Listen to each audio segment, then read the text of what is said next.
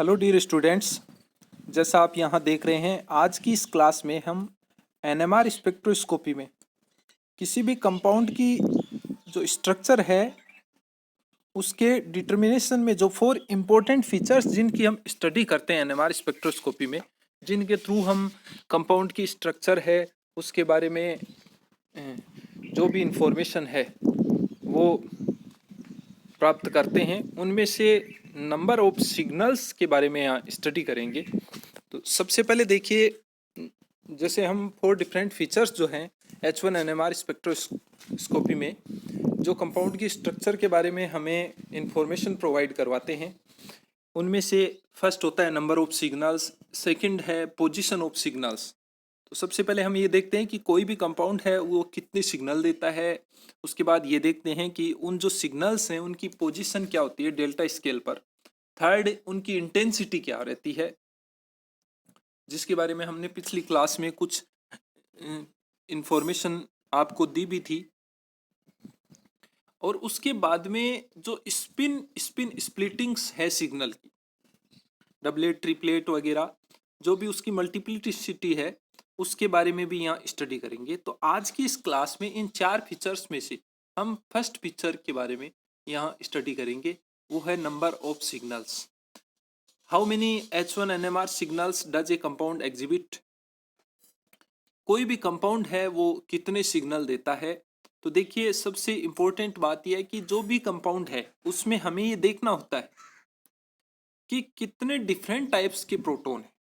जितने different type के proton होंगे उतना ही वो कंपाउंड H1 NMR स्पेक्ट्रोस्कोपी में हमें सिग्नल देगा। जैसे किसी भी कंपाउंड के अंदर हमारे पास में प्रोपेन है, एन प्रोपेन, तो उसमें 2 तरह के प्रोटॉन हैं। 2 मेथिल प्रोटॉन सेम है, उनका एक सिग्नल आएगा, और CH2 जो प्रोटॉन है उसका एक सिग्नल आएगा। तो the number of NMR signals equal the number of different types of proton in A compound. Important बात यह है कि जितने डिफरेंट टाइप के प्रोटॉन होंगे उतने ही उस कंपाउंड के NMR सिग्नल हमें मिलेंगे। यहाँ हम जनरल प्रिंसिपल की बात करें तो protons in different environment give different NMR signals. Equivalent protons give the same NMR signal. जो भी इक्वलेंट प्रोटॉन होंगे वो सेम NMR सिग्नल देंगे, उनका एक ही NMR सिग्नल होगा। हमने एन प्रोपेन की बात की तो वहां जो दोनों मेथिल हैं उनका एक ही सिग्नल होगा, क्योंकि वो दोनों जो भी प्रोटॉन हैं CH3 के वो सेम है। नेक्स्ट देखिए, in many compounds deciding whether 2 protons are in identical और डिफरेंट इन्वायरमेंट्स इज इंटरटिव।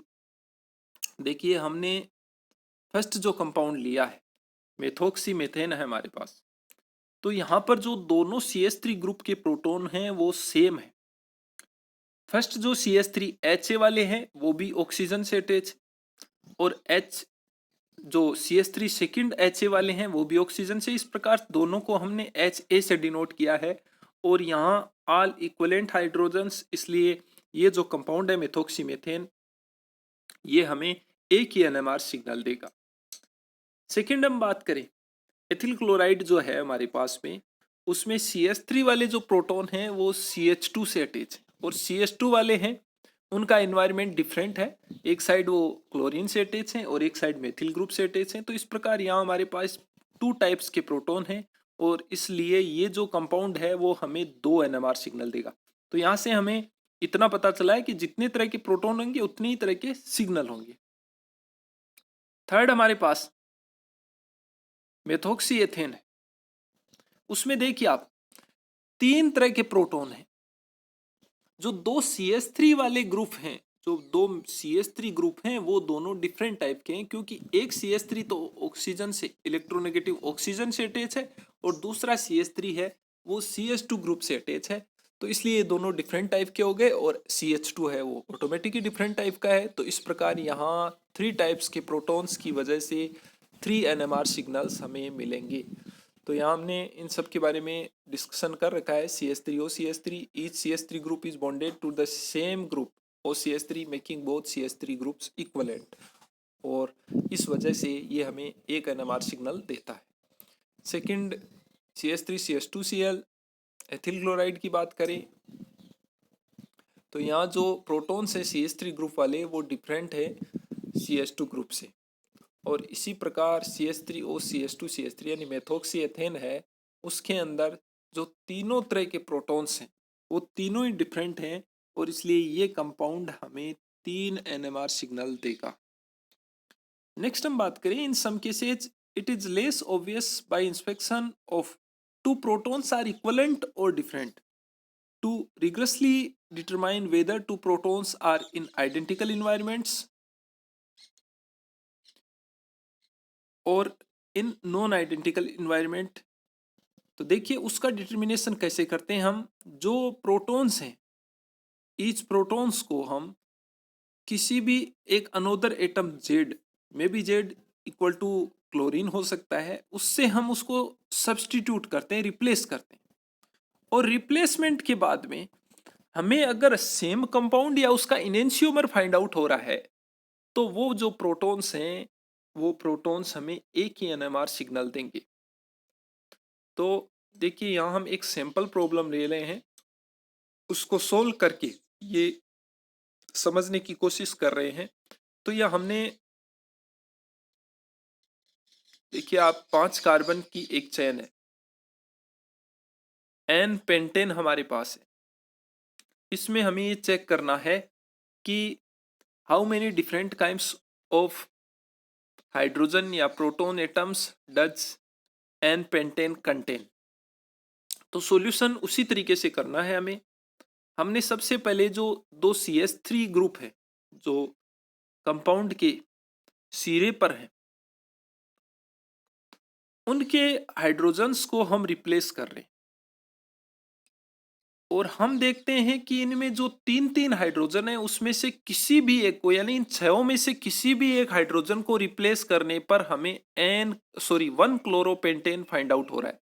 1 क्लोरोपेंटेन हमारा प्रोडक्ट हो रहा है, यानी 6 के 6 जो प्रोटॉन हैं वो सेम है, क्योंकि किसी भी एक प्रोटॉन को रिप्लेस करने पर, सब्स्टिट्यूट करने पर क्लोरीन एटम के द्वारा हमें 1 क्लोरोपेंटेन ही मिल रहा है, सेम कंपाउंड मिल रहा है। सेकंड हम देखते हैं कि जो हमारे पास में there are 2 different types of CH2 groups, जिनको हमने C2, C3 और C4 से डिनोट कर रखा है। अब हम क्या कर रहे हैं कि C2 और C वाले को जब हम रिप्लेस करते हैं तब तो हमें क्या मिलता है, 2 क्लोरोपेंटेन मिलता है, सेम ही कंपाउंड मिलता है, यानी ये चारों प्रोटॉन सेम है। लेकिन जब C3 वाले को रिप्लेस करते हैं तो 3 क्लोरोपेंटेन मिल रहा है।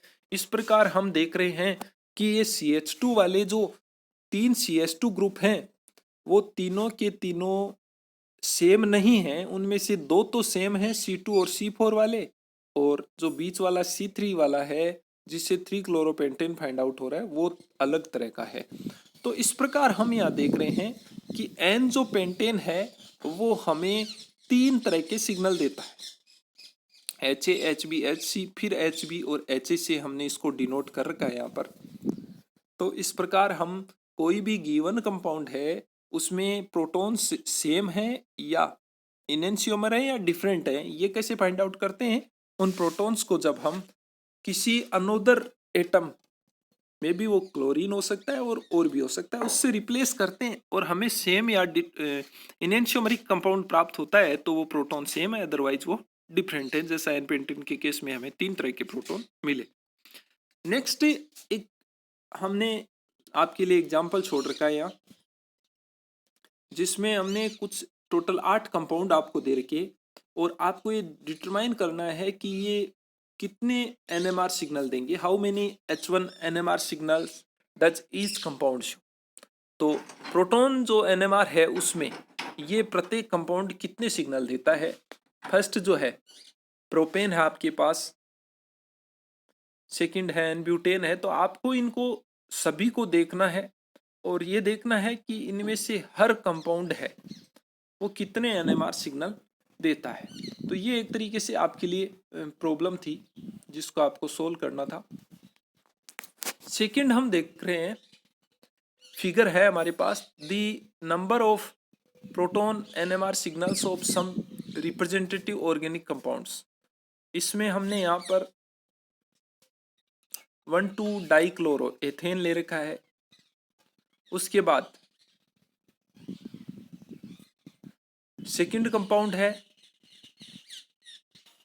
1 ब्रोमो 3 क्लोरो प्रोपेन ले रखा है।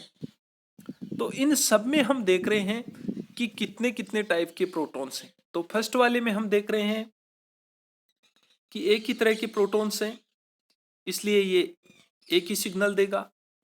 सेकंड वाले में हमारे पास 3 तरह के प्रोटॉन हैं तो 3 सिग्नल देगा। थर्ड वाला जो कंपाउंड है हमारा, उसके अंदर हमारे पास एस्टर जो है उसमें 2 तरह के प्रोटॉन्स हैं और इसलिए ये 2 NMR सिग्नल देगा। और फोर्थ जो है एथेनॉल जो है हमारे पास, उसमें 3 तरह के प्रोटॉन हैं। एक OH समूह का प्रोटॉन डिफरेंट है, CH2 और CH3 ये अलग अलग है। तो इस प्रकार ये 3 NMR सिग्नल देगा। तो वो figure gives the number of NMR signals exhibited by 4 additional molecules, all protons, not just protons bonded to carbon atoms, gives rise to NMR signals। जैसा ये कह रहा है कि एथेनॉल है उसके अंदर OH प्रोटॉन की वजह से भी आपको NMR सिग्नल मिल रहा है। और इसके बारे में हमने पहले भी डिस्कशन किया था कि कौन कौन से प्रोटॉन्स हैं वो NMR एक्टिव है, कौन सा जो भी एटम है वो NMR एक्टिव है और नहीं है, वो सारी बातें हमने वहाँ की थी। तो उससे आपको पता भी चला था कि कितने तरह के सिग्नल देगा। तो इस प्रकार आज की इस क्लास में हमने देखा कि कोई भी कंपाउंड है वो कितने NMR सिग्नल देता है, और साथ ही आपके लिए कुछ टोटल 8 प्रॉब्लम भी यहाँ पर हमने शो कर रखी हैं, जिनको आप सोल्व करोगे तो आपको नंबर ऑफ सिग्नल्स के बारे में बहुत कुछ आइडिया मिल जाएगा। आज की क्लास में इतना ही। Thank you.